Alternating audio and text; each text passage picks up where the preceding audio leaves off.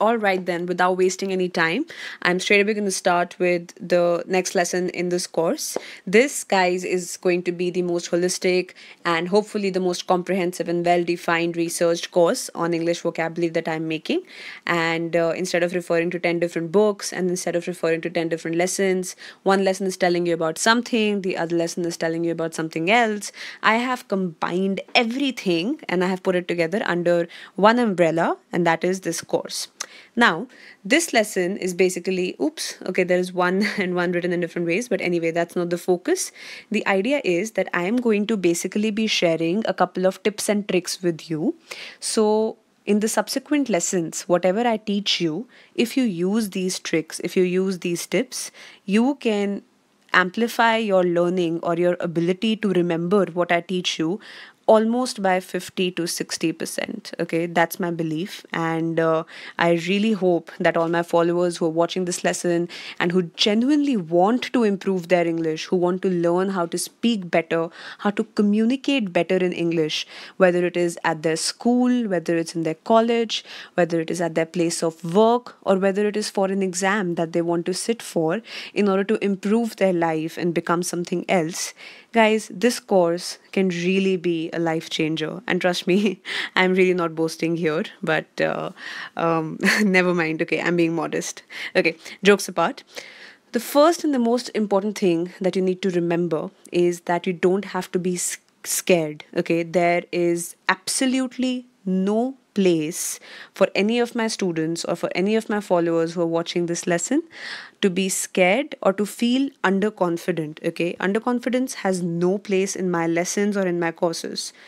If you are watching this lesson, then by default, I'm going to believe that you are somebody who wants to learn his or her language skills. Okay, guys? So, जब आप मुझे comment करेंगे या जब आप मुझसे कोई question पूछेंगे, आप ये नहीं बोलेंगे कि मैम difficult है, मैम हो नहीं रहा, मैम कैसे करें? Stop asking me that. बस करो, शुरू करो सीखना.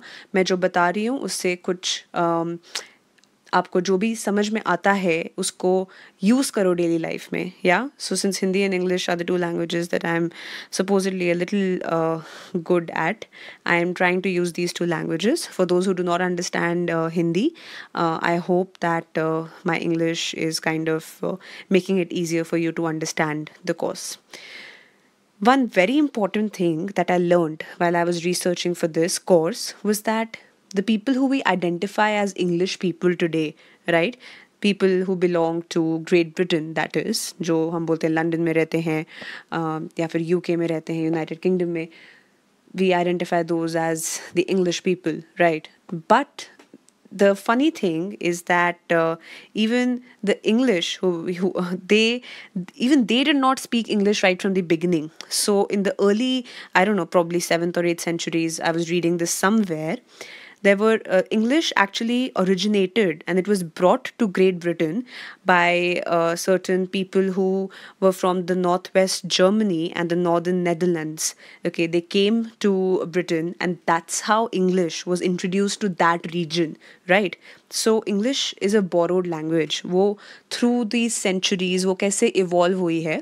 तो आज the kind of English that we speak with each other in, that English is very, very different from the original English that was brought to this region, and then how obviously it traveled throughout the world because of colonization and other not so great events. But let's remember the fact that जब English language खुद इतना ज़्यादा बदली है, evolve हुई है, change हुई है, तो हमको भी धीरे धीरे करके इस language में evolve होना चाहिए. For instance, a word like selfie, I mean, it definitely did not exist a couple of years ago, but today it's a part of the urban lexicon, that people like you or I, when we speak to each other, or in fact the whole world today, let's take a selfie, etc., etc. So words are constantly added to English language, and obviously you can't remember each and every word, but whenever you are speaking, try to make an effort that you use a better word while explaining something. For instance, when you say, I'm feeling very sad.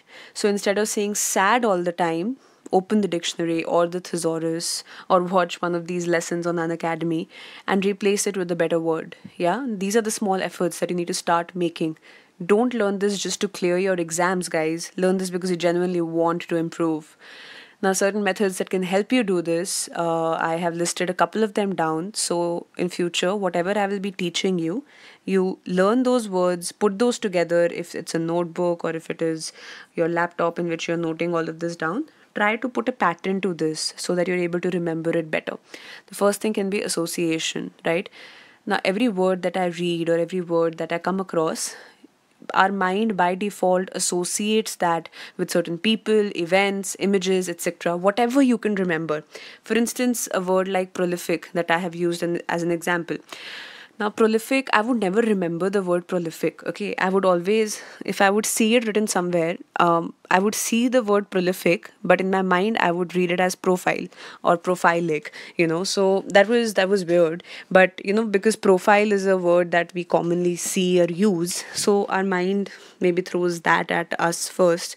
But then when I found out the meaning of the word prolific or illustrious or somebody who is really great at what they do, for instance, somebody like an Amitabh Bachchan is usually the one person who I associate with the word prolific. He's a prolific actor. Somebody like Prem Chand was a prolific author, of his time. So prolific, you understand that I'm using the word prolific. अगर आपको अभी भी इसका मतलब नहीं समझ में आया है तो you see that the word is being used with great personalities like Amitabh Bachchan or Prem Chand or J.K. Rowling or I don't know, Pete Sampras or other such well-known people. So you see that whoever has done great in their life, we are using the word prolific for them. So prolific, therefore, you understand is a word that has a positive connotation and you can more or less understand the meaning. तो कल को जब exam में आपको मतलब आएगा कि prolific का मतलब क्या होता है और आपको 4 ऑप्शंस दिए जाएंगे तो आपको याद आ जाएगा, अरे prolific was a word I associated with Amitabh Bachchan, यानी कि पॉजिटिव वर्ड है, अच्छा काम करने वाले के साथ हमने वो किया, यानी कि prolific is somebody who's really well known and great at his or her work. So you will be able to understand and identify its meaning. Yeah, so this is how association can help you remember certain words. Next is networking, and I'm obviously not talking about social media or social networking. What I'm speaking about is that you create a network, okay? The different networks that you create basically are different grids or clusters or groups that you make that can help you remember a larger number of words in a small span of time. Okay, now these are words you can divide on the basis of themes. These are words you can cluster or club together on the basis of the roots. These are words that you can club together, and using antonyms and synonyms, guys, you can remember a lot of words using these techniques. For example, let's say हमने एक theme Lee anger. Okay, we used the theme anger, or in your notebook or in my laptop I said theme 1 anger. Now whichever words I find that come under this theme, for instance infuriate, belittle, diatribe, vex, now all these words specifically, their meanings of course differ, but they collectively come under this. So हमारे को लग गया, we understood that हाँ ये negative है, गुस्से वाला emotion है, anger है. So we understand that कल को if in the newspaper you read this word or you come across this word, you know that it's not a positive word, or you know that the context in which this word has been used, it's not a good context, it's negative. Again, if you club these, अगर आपको word का exact meaning याद नहीं आता है, if you remember the theme or if you remember the group in which that word belongs, it becomes easier for you to remember, and eventually in your exams also select the right answer. Yeah. Okay, another thing, guys, homework. All these 4 words that I have used here in this category, I would like to know the meanings, the exact meanings of these 4 words, and please mention those in the comments and I'm going to check it. All right, the next method that can help you that I said is, the root-based group. So in a root-based group, let's say, and this is what the next part of my lessons, my upcoming lessons are going to be. Now, we deconstruct a word in a way that we divide its root, we remove the root and then we see the word.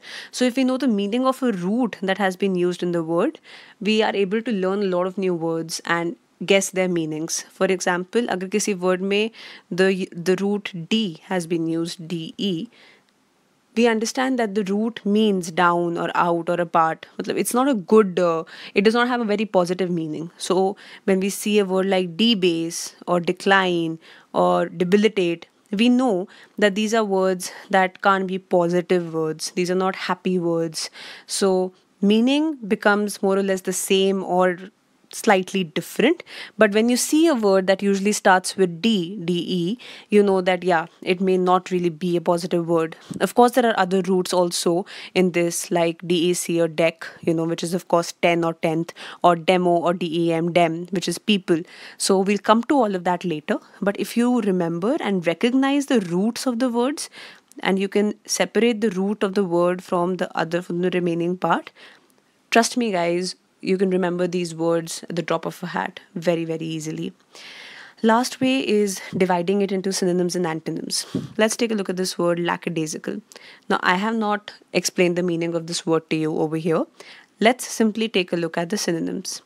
Synonyms matlab similar meaning wala words. Lackadaisical ka similar meaning is careless, lazy, lax, unenthusiastic, half-hearted, uninterested, lukewarm, indifferent, uncaring, unconcerned, casual, right? So all of these are the synonyms of the word. Antonyms or opposites are ambitious, animated, energetic, enterprising, motivated. So you understand that lackadaisical basically means a person who's lazy and जिसको कोई interest नहीं है, बहुत lackadaisical सा attitude है. But its opposite, if a person is really spirited, if a person is really confident, if a person is somebody who is very ambitious and motivated, then that person is not lackadaisical. So what happens is, in this way, you actually learn so many other new words, right? Over here, in all these different synonyms that you write down, you remember.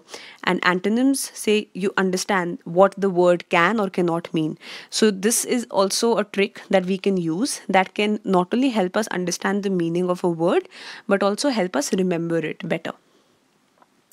Now, another thing that can really help you is that if you understand the context in which the word has been used, it can really help you remember the word. So when you're reading a newspaper or a word and you come across something, when you're reading a newspaper or a website and you come across some word and you can't understand, so then you can play this little game where you guess the meaning of the word. But you have to be very careful कि हमने किस context में वो word use किया है. For example, if we see the word expose, it can have a positive connotation and a negative connotation. For example, the reporter will expose the minister for his misdeeds. That is a negative connotation because इसमें वो उसको expose कर देगा, जैसे हम बोलते हैं. If you travel to other countries, you will expose yourself to different cultures. Here, this expose comes in the form of exposure. आपको better exposure मिलेगा. So that's a positive connotation. So when you read something, guys, you have to be very careful कि वो हम किस context में use कर रहे हैं. कभी उसका meaning positive भी हो सकता है और कभी negative भी. Okay. Of course, these are some things that are really basic now, and it totally depends on how much of an effort do you really want to make in this learning. You can use flashcards and write different meanings. You can write these techniques. For example, एक anger का flashcard बना दिया, एक happiness का flashcard बना दिया, एक friendly का flashcard बना दिया. उनके अंदर you can add your list of words, and this way you can keep memorizing them. So the more you memorize, it's easier for you to remember. You can use certain cool diagrams where you can use, your various arrows, connect the words, use whatever works for you so that you're able to drill these words in your mind and remember them. Yeah. So guys, these were certain tips and tricks that act as an introduction for my course, and they will really help you grasp whatever I'm learning better. And what I'm going to start this course with now is we are going to touch upon the roots of various words in English language, and I am actually going to be teaching you the over 230 roots, guys. That's a lot, but it's not everything. But I hope that this helps you, and we are going to start covering those roots in an alphabetical order. So soon you'll be getting a lesson on roots that start with A. Okay, I have a few like auto and anthrop, and if you remember these, guys, trust me, this is going to be like a cakewalk. I hope you're liking this, and I genuinely hope this helps you guys. Take care. Bye.